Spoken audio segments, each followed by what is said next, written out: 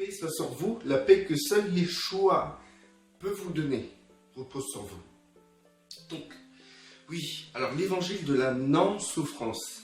Alors, ça ne veut pas dire que nous devons souffrir, malgré qu'il est écrit que le Maître a appris l'obéissance à travers la souffrance, et que le Maître a été persécuté, a été maltraité, et qu'il a dit comme ça à ses disciples, s'ils l'ont fait à moi, qui est votre Maître, ils vous le feront à vous, car le disciple n'est pas plus que le Maître pas plus que le disciple. Nous voyons aussi que les premiers chrétiens ont été persécutés, il y en a qui ont été sciés, il y en a qui ont été tués, il y en a qui ont été jetés au lion, il y en a qui, les apôtres sont tous morts. Bon, d'après ce qu'on dit, mais bon, on peut comprendre et tout qu'il y a eu beaucoup de morts, beaucoup de martyrs. Étienne, etc., ça peut aller très loin. Donc, on peut comprendre qu'il y a eu beaucoup de persécutions, comme le Maître a dit, ceux qui le feront à moi, ils le feront à vous. C'est-à-dire l'univers qui est pollué par l'ennemi ne peut pas digérer un être de lumière. Il ne peut pas digérer, par exemple, il n'a pas digéré Yeshua. Il n'a pas digéré Yeshua et dans cet univers, ils ont tout fait pour l'éliminer, pour le détruire. Et c'est comme si c'est votre organisme qui ne supporte pas un aliment, qu'est-ce qu'il va faire? Il va le vomir. Et ben, dans cet univers, c'est comme ça. À chaque fois que quelqu'un est de nouveau, c'est un élément que l'organisme, on va imaginer ça, l'organisme de l'univers ne peut pas digérer. Il ne peut pas digérer. C'est-à-dire c'est un élément qui le rendra mal. Par exemple, je vais encore prendre l'exemple de l'estomac. Vous mangez quelque chose que votre estomac ne peut pas digérer, vous allez sentir une gêne. Ça va vous gêner et vous n'aurez qu'une envie d'expulser cet élément. Et ben, c'est pareil dans l'univers, c'est-à-dire dans le monde, sur Terre. Et ben, on peut pas, une personne qui naît de nouveau et qui devient une lumière sur Terre, qui devient qui est revêtu de l'identité de Yeshua, ne peut pas, le monde ne peut pas supporter cette personne. C'est impossible. Donc c'est pas seulement les gens qui sont autour, hein. Ça se passe dans le spirituel. Quand je parle de l'univers, c'est spirituel. Et donc, c'est-à-dire et tout que c'est matériel et spirituel, c'est les deux en fait. Il faut savoir que spirituellement, une personne qui naît de nouveau, il y a tout le système démoniaque, tout le système de Satan qui est en courant, qui sait très bien. Une personne qui revêt l'identité de Yeshua, il y a tout le système satanique qui est au courant de cela. Ils savent très bien, mais ça passe pas inaperçu, quelqu'un qui naît de nouveau, qui revêt l'identité de Yeshua, et que l'Esprit Saint demeurant dans cette personne, ça se sait. Dans l'univers, c'est quelque chose qui se sait, ça se sent. C'est comme l'élément, je retourne, votre estomac, imaginons c'est l'univers, vous avalez un élément qui met mal à l'aise votre estomac, que votre estomac ne digère pas, il y a tout le corps, votre corps qui le sait. Donc imaginez-vous, l'univers c'est un corps et la terre c'est l'estomac. Imaginez-vous que quelque chose qui est dans cet estomac, que l'estomac ne digère pas, tout l'univers est en courant. Et donc tout ce qui appartient à Yeshua, c'est des éléments que l'univers ne digère pas, que la terre ne digère pas, et met mal à l'aise la terre, donc ça va animer tout le corps qui est l'univers, parce que l'univers c'est un corps céleste, et donc c'est-à-dire qu'à partir de là, tout le monde le sait, tout le monde, tous les démons le savent. Et donc les démons qui influencent justement les hommes sur terre, ils influencent à travers les composants matériels, ils les influencent à travers l'aveuglement dans lequel ils trompent l'humanité, ils les influencent à travers des énergies. Donc, c'est-à-dire que ces personnes-là vont détester justement inconsciemment les créatures nées de nouveau, les créatures qui appartiennent à Dieu, c'est-à-dire les enfants de Dieu. Ils vont les détester, ça sera systématique. Donc c'est pour ça que le Maître a dit, c'est qu'ils m'ont fait, il vous le fera obligatoirement. Parce qu'ils m'ont pas digéré, ils vont pas vous digérer. Ils m'ont pas accepté, ils vont pas vous accepter. Donc voilà. Sur ce fait, on sait que celui qui revêt l'identité de Yeshua sera rejeté, et l'univers aura envie de le vomir. C'est-à-dire, l'univers aura envie de le détruire. Mais l'univers, quand je parle de l'univers, je parle du royaume de Satan. D'accord? Parce qu'on sait que Satan règne sur l'univers, sur le premier et le deuxième ciel. Donc c'est l'univers. d'accord, mais pas dans le troisième ciel. Le troisième ciel appartient au Père. Donc, de ce fait, on peut comprendre et tout que Satan connaît le nombre de personnes qui sont nées de nouveau. Il connaît le nombre de personnes qui ont revêtu l'identité de Yeshua, et il connaît le nombre de personnes qui ont l'esprit de Dieu, l'esprit d'Élohim en eux. Il le sait, Satan le sait très bien. Il le sait très bien. Il sait qui est né de nouveau, qui n'est pas né de nouveau. Il sait qui est enfant d'Élohim, et il connaît ses enfants. Quel père ne connaît pas ses enfants? Vous comprenez? Donc de ce fait, aujourd'hui, ce qu'on peut comprendre par rapport à l'évangile de la non-souffrance, c'est qu'aujourd'hui, les gens se disent d'être enfants d'Élohim, d'avoir l'esprit ça en eux, et d'être chrétiens, d'être serviteurs de Yeshua. C'est-à-dire que aujourd'hui, on peut voir dans la dénomination chrétienne, les fédérations chrétiennes, que les gens ne veulent plus souffrir, c'est-à-dire qu'ils vont croire en la prospérité matérielle, prospérité financière, prospérité professionnelle, etc. Et donc, l'univers ne va pas, le système, le royaume de Satan ne va pas se rebeller contre ces gens-là, puisqu'ils participent au royaume. Ils participent au royaume de Satan.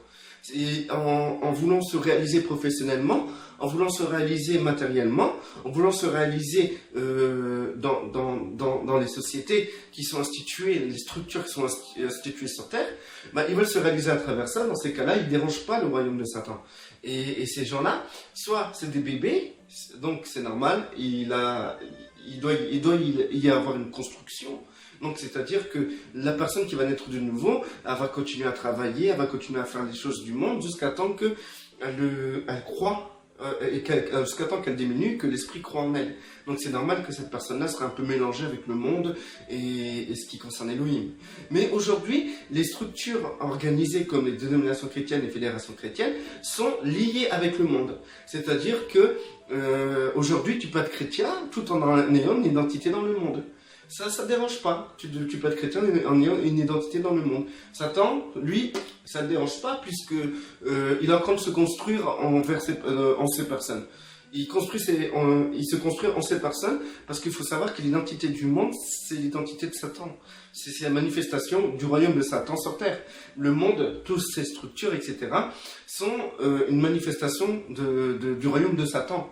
C'est-à-dire et tout que le Satan domine sur les composants matériels sur Terre et fait en sorte que les personnes aient une identité du monde. C'est pour ça qu'il est écrit dans la Bible que le monde est ennemi avec Dieu. Et le monde est inimitié avec Dieu. Celui qui aime le monde est ennemi de Dieu. C'est-à-dire que le monde est ennemi de Dieu puisque le monde est à l'image de Satan. Il n'est pas à l'image d'Élohim. Élohim, pour être à l'image d'Élohim, il faut accepter le royaume d'Élohim. Et c'est-à-dire que Yeshua qui se construit en vous, c'est ce que Elohim agrée. Donc vous avez deux sortes de construction, la construction du monde et la construction de Yeshua qui peut se faire en vous. Donc maintenant, dans les dénominations chrétiennes et fédérations chrétiennes, nous pouvons voir des gens, par exemple, quand vous allez le dimanche dans leur assemblée, vous pouvez voir des gens qui sont totalement construits. Il y a une construction en eux qui est typique du monde.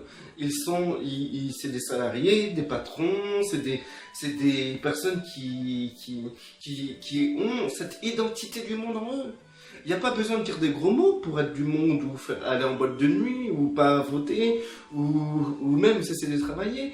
Non, pour avoir le monde en vous, c'est simple. Pour avoir l'identité du monde, il suffit juste d'avoir... pour faire partie du monde, il faut juste avoir l'identité du monde en vous. Et le fait de s'identifier professionnellement, de s'identifier socialement et économiquement par rapport au monde, c'est la construction du monde en vous.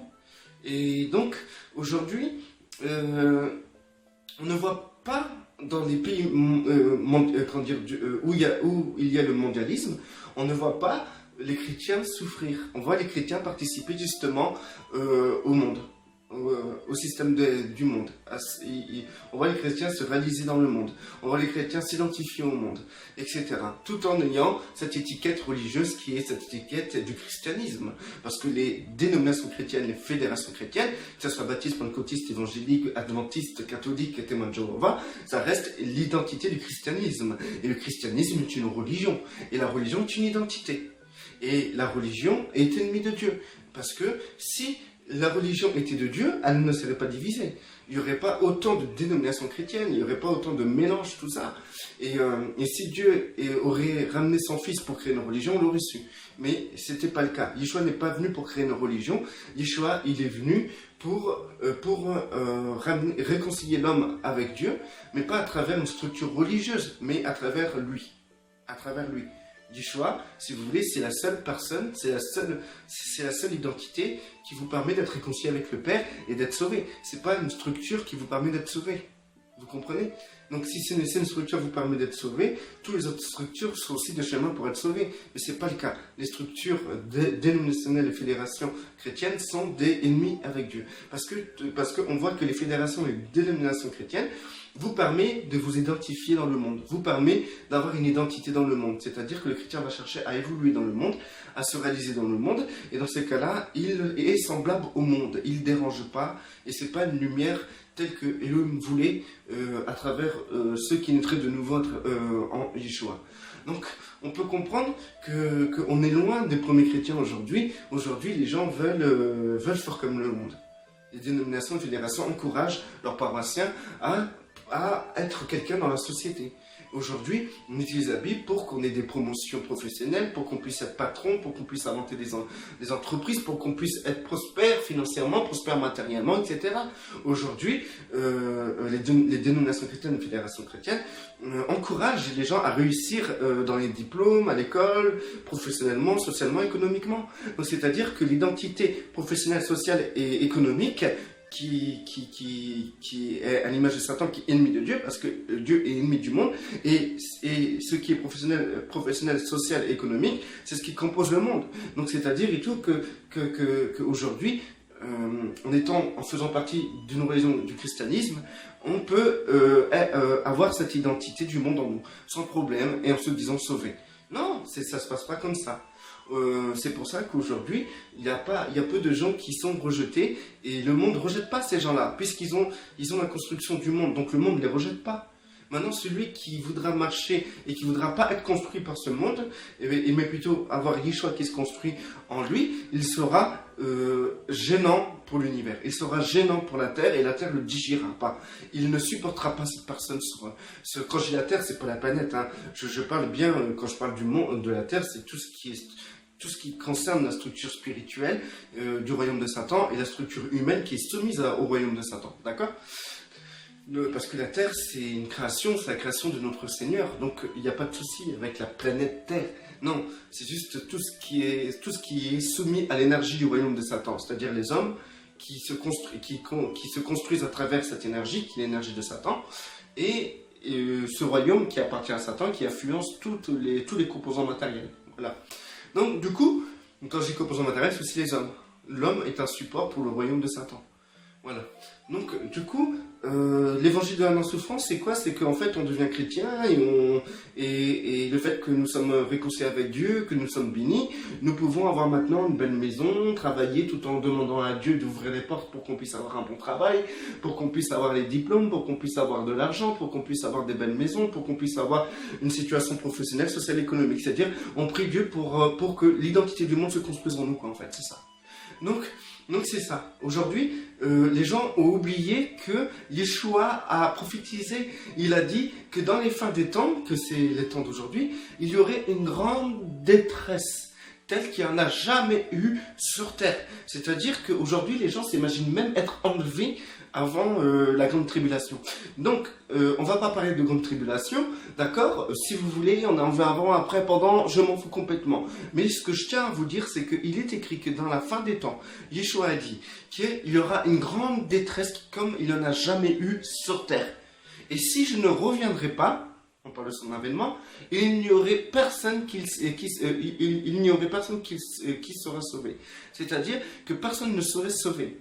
Si Yeshua ne revient pas, personne ne serait sauvé. Et qui sont les sauvés? C'est nous. C'est nous qui sommes sauvés. Donc c'est-à-dire que s'il ne reviendrait pas, personne ne serait sauvé. Et qu'il écourte le temps à cause des élus. Donc c'est qui les élus? C'est nous. C'est ceux qui avons Elohim, qui avons l'esprit d'Elohim en nous. C'est nous. Donc c'est-à-dire qu'on vivra cette détresse. Il y aura une grande détresse. Dans d'autres versions, c'est la grande tribulation. Il y aura une grande tribulation. Donc une grande détresse, une grande tribulation selon les versions. Et que s'il ne reviendrait pas, il n'y aurait personne qui